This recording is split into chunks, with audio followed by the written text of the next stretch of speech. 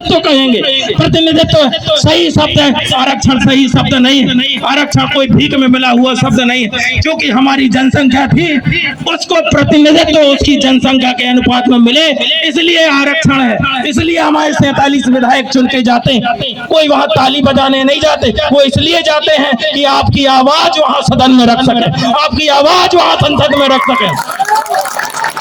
अगर वो आपकी आवाज रखना नहीं जानते तो आप उनको क्यों संसद में भेज रहे हो? अगर वो आपकी आवाज रखना नहीं जानते तो क्यों उनको विधानसभा में भेज रहे हो? अगर संसद से हमारी लड़ाई हल नहीं होगी तो हम उसको सड़क पे जाके हल करेंगे। हम बहुत कुछ कर सकते हैं सगा साथियों, हम सड़क पे लड़ सकते हैं, क्योंकि हम लड़ने वालों की कौम है, हम झुकने वालों की कौम नहीं। मैं बताना चाहता हूँ, मैं अमर शहीद राजा ढेलन साहब का वंशज, इस नरसिंहपुर जिले की धरती पर जिनने 40 साल लगातार अंग्रेजों से संघर्ष किया। और आपको मालूम होगा कि अमर शहीद राजा ढेलन साहब को गोली नहीं लगा करती थी। अंग्रेजों ने गजेटियर में लिखा है कि कैप्टन टर्नन डिप्टी कमिश्नर राजा ढेलन साहब को देख के भाग खड़ा हुआ। अंग्रेज लिख रहे हैं इस चीज को, गोली नहीं लगा करती थी, मरते नहीं थे वो। ऐसे ऐसे हमारे महापुरुष रहे और ऐसे ऐसे महापुरुषों के हम वंशज हैं। हम लड़ना जानते हैं, हम अपने अधिकारों के लिए संघर्ष करना जानते हैं। और आज शासन प्रशासन को हमारी अहमियत नहीं समझ में आ रही है। शासन प्रशासन हमको जंगल में रहने वाला, नाचने कूदने वाला समझ रहे हैं। अगर आज यहाँ प्रशासन के जिम्मेदार अधिकारी आकर यहाँ पे ज्ञापन नहीं लेते तो चाहे हमारे लड़ते लड़ते प्राण निकल जाए, हम भूखे प्यासे बैठे रहेंगे, नहीं उठेंगे। बोलो, हमारे साथ जो अत्याचार हुए, हमारी जो मांगे हैं, क्या आपके लिए मायने नहीं रखती? क्या ये विशाल आदिवासी समाज आपके लिए मायने नहीं रखता? आप अगर इस प्रशासन और शासन के जिम्मेदार अगर अधिकारी हैं, आपको हमारे बीच में आना पड़ेगा, हमारा मांग पत्र लेना पड़ेगा और उसको राज्यपाल, राष्ट्रपति और विभिन्न स्तरों तक आपको पहुंचा के हल करवाना पड़ेगा। साथियों, ये जो भीड़ दिखती है, इसको लोगों ने शुरू से भोला भाला गरीब पिछड़ा ऐसा कह के इसकी छवि ऐसी बना दी। मैं आपको बताना चाहता हूँ, आदिवासी कभी गरीब नहीं है। आदिवासी आजादी के बाद से गरीब हुआ। कैसे गरीब हुआ मैं बता रहा हूँ। जब देश आजाद हुआ, देश की 65% जमीन पे आदिवासी राजे रजवाड़ों का हिस्सा था, जो आपने विलय इस नाम पे कर ली कि आपको हम प्रतिनिधित्व देंगे, आपको हम आरक्षण देंगे, आपको हम 5वीं अनुसूची देंगे, आपको हम 6वीं अनुसूची देंगे। आज मुझे बताइए, जब 5वीं अनुसूची संविधान में लागू है तो धरातल पे कहाँ है? धरातल पे कहीं दिखती है आपको 5वीं अनुसूची? आपने किसी कक्षा में, किसी पाठ्यक्रम में आपने उसका जिक्र नहीं किया। 5वीं अनुसूची कहती है कि भारत देश का मूल मालिक आदिवासी है। 5वीं अनुसूची कहती है कि चाहे सांसद हो, चाहे विधायक हो, चाहे शासन के अधिकारी कर्मचारी हो, वो आदिवासियों के अधीन है, ग्राम सभा के अधीन है। ग्राम सभा सर्वोपरि है। ये जानकारी जब तक हमको संवैधानिक रूप से नहीं होगी, तब तक ये हमको अधिकारी कर्मचारी शासन प्रशासन ऐसे ही तुच्छ समझता रहेगा। इसलिए मैं कहना चाहता हूँ, अपनी ताकत का इस्तेमाल करो, अपनी शिक्षा को हथियार बनाइए, अपने संविधान को हथियार बनाइए। संविधान में बहुत कुछ लिखा हुआ है, लेकिन हमने उसको जाना नहीं, हमने उसको पढ़ा नहीं, हमने उसका इस्तेमाल नहीं किया।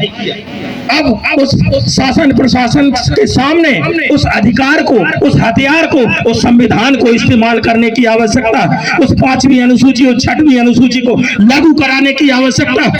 और शासन प्रशासन उसी की सुनता है जो लड़ना जानता है, जो सड़कों पे उतरना जानता है। अगर आप सड़कों पे उतरना नहीं जानते, अगर आप अपने हक अधिकारों के लिए लड़ना नहीं जानते, तो शासन आपको ऐसे ही समझता है कि ये तो जंगल में रहने वाले, लकड़ी का बोझा ढोने वाले, कोयला बेचने वाले, मजदूरी करने वाले लोग। इस भूल में मत रहना कि हम मजदूरी करने वाले और जंगल में नाचने गाने वाले लोग। उस इतिहास को पढ़ लेना।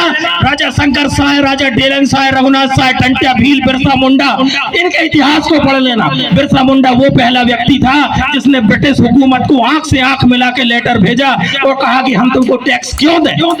जो मालिक होता है वो टैक्स नहीं देता। आदिवासी इस भारत भूमि का मालिक है, वो उस इसको टैक्स क्यों थे। इस प्रकार से बिरसा मुंडा जी ने ब्रिटिश गवर्नमेंट को उस समय लिखा, आंख से आंख मिला के लिखा।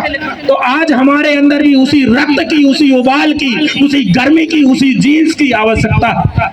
हम चूंकि लड़ने वाले योद्धाओं के वंशज, और आज अगर इस स्थिति में हम हो गए तो कितनी दयनीय स्थिति है कि आज शासन प्रशासन जो है हमारी सुध लेना नहीं चाहता।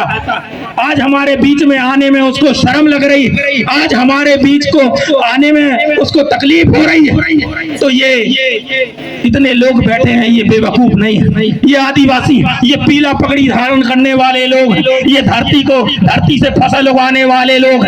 ये मत समझना कि ये कोई खीर या दूध से पैदा हुए, ये मत समझना कि ये कोई मलमूत्र से पैदा हुए, ये मत समझना कि ये किसी ऐसी वैसी चीज से पैदा हुई। अपने माता पिता और धरती की संतान है। ये लड़ना जानते हैं, ये मरना जानते हैं, ये गढ़ना जानते हैं और साथ साथ गढ़ाना भी जानते हैं। और इतने के बाद भी अगर जिम्मेदार शासन प्रशासन ने हमारी सुध नहीं ले रहा है, बहुत समय हो गया है, गले सूख रहे हैं चिल्लाते चिल्लाते, यहाँ महिलाएं बैठी हैं, यहाँ बच्चे बैठे हैं, क्या शासन प्रशासन को सुध नहीं हो रही है इतनी देर में? मैं कहना चाहता हूँ, आप संविधान के जिम्मेदार नागरिक हैं, आपको संविधान ने अगर नौकरी दी है, आप यहाँ आए, आप नहीं आते, आपका प्रतिनिधि भेजें, एनटी को भेजें, तहसीलदार महोदय को भेजें, नायब तहसीलदार महोदय को भेजें, लेकिन जब तक कोई जिम्मेदार अधिकारी यहाँ नहीं आएगा, हम लोग यहाँ डटे रहेंगे, हम लोग यहाँ बैठे रहेंगे। सगा साथियों, ये धरती गोंडवाना की धरती है। अब केवल भाषण देने से काम नहीं चलने वाला। मैं आपको बताना चाहता हूँ, हमारी धर्म संस्कृति की स्थापना के लिए हमने एक नारा दिया, जहाँ जहाँ गोंडवाना वहाँ वहाँ पेंठाना।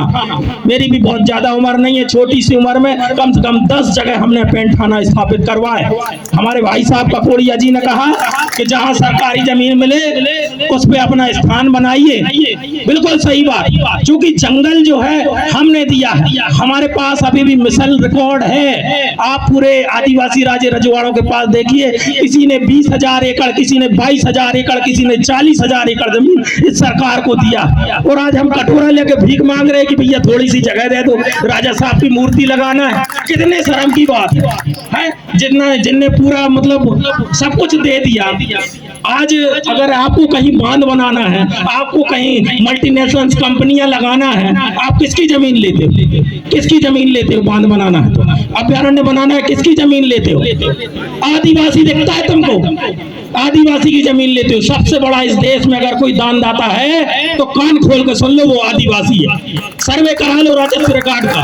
सबसे ज्यादा अगर बांध में किसी की जमीन गई है तो आदिवासी की गई है, अभ्यारण्य में अगर किसी की गई है तो आदिवासी की गई है। हमारा हजारों हेक्टेयर जमीन आपने योजनाओं के नाम पे ले लिया, आपने अपना विकास तो कर लिया और हमारे आदिवासी का विस्थापन कर दिया।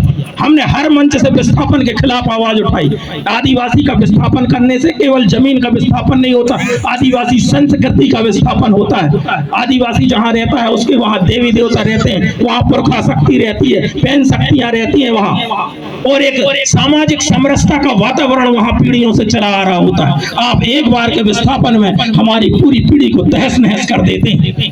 ये बहुत गलत बात। हमारे जो 47 प्रतिनिधि मध्य प्रदेश में हैं और संसद में जो हमारे प्रतिनिधि हैं, निश्चित रूप से उनको हमारी बात रखना चाहिए। और हमारी जो मांगे हैं, एक तो हमको मांगने की आवश्यकता नहीं होना चाहिए क्योंकि हम देने वालों के लोग, फिर भी क्या करें, समय ऐसा आ गया है कि आज हम इस स्थिति में पहुंचा दिया गया कि हम मांगने के लिए मजबूर हैं। हम देने वाले लोग थे लेकिन हम मांगने के लिए मजबूर। हम बड़े गर्व के साथ कह सकते हैं, आप पूरा हिंदुस्तान घूम के आइए, आपको एक भी आदिवासी ऐसा नहीं मिलेगा जो भीख मांगता हुआ दिखेगा। वो मजदूरी करके खा लेगा, वो लकड़ी बेच के खा लेगा, वो कोयला बेच के खा लेगा, वो इधर से गुजरात चला जाएगा, वो किसी फार्म में चला जाएगा, मगर हमने किसी आदिवासी को भीख मांगते नहीं देखा। हमें गर्व है इस चीज पर कि हम उनके वंशज हैं जो देने वाले हैं, हम मांगने वाले नहीं हैं, भीख मांगने वाले संतानें नहीं हैं। और आज आज अगर हम ज्ञापन देने के लिए आपको यहाँ बुला रहे हैं तो इसका एक ही कारण है कि हम इस भारतीय भूमि के नागरिक हैं, वो भारत के नागरिक हैं और आप भारत को संविधान के दिए हुए आप जिम्मेदार अधिकारी हैं। अगर आज आप यहाँ पे उपस्थित नहीं होते तो हम ये मानेंगे कि आप जो हैं संविधान के द्वारा प्रदत्त शक्तियों से आप उस संविधान के द्वारा जिम्मेदार नागरिक नहीं। और आज हम यहीं बैठे बैठे अगर कोई अधिकारी नहीं आता है तो आज आपके अगेंस्ट में हम यहाँ पे ज्ञापन बनाएंगे और उसको माननीय मुख्यमंत्री जी और माननीय राज्यपाल तक पहुंचा दें। जिम्मेदार जो भी हो वो यहाँ से सूचना पहुंचा दें। अगर कोई ज्ञापन लेने नहीं आता है तो हम लोग दूसरा पत्र यहाँ से जारी कर रहे हैं जिसमें हमारी पूरी आदिवासी समाज के यही दस्तखत होंगे और उसको हम आपके ऊपर जो है व्यवस्थात्मक तरीके से, संवैधानिक तरीके से अपनी बात रखेंगे और पहुंचाएंगे। अब काफी प्रतीक्षा हो गई है। हमारे मंच में और भी वरिष्ठ अधिकारी बैठे हैं, समाज के जागरूक बैठे हैं, वो इस बाबत विचार करें कि अब हमको क्या करना है। क्योंकि बात सड़क पे चलने की है तो सड़क पे सब चलने तैयार हो, तैयार हो, तैयार हो। ठीक है, जैसा वरिष्ठ अधिकारी हमारे मार्गदर्शन करें, हमारे बुजुर्ग मार्गदर्शन करें, उसी प्रकार से हम करने के लिए तैयार हैं। धन्यवाद।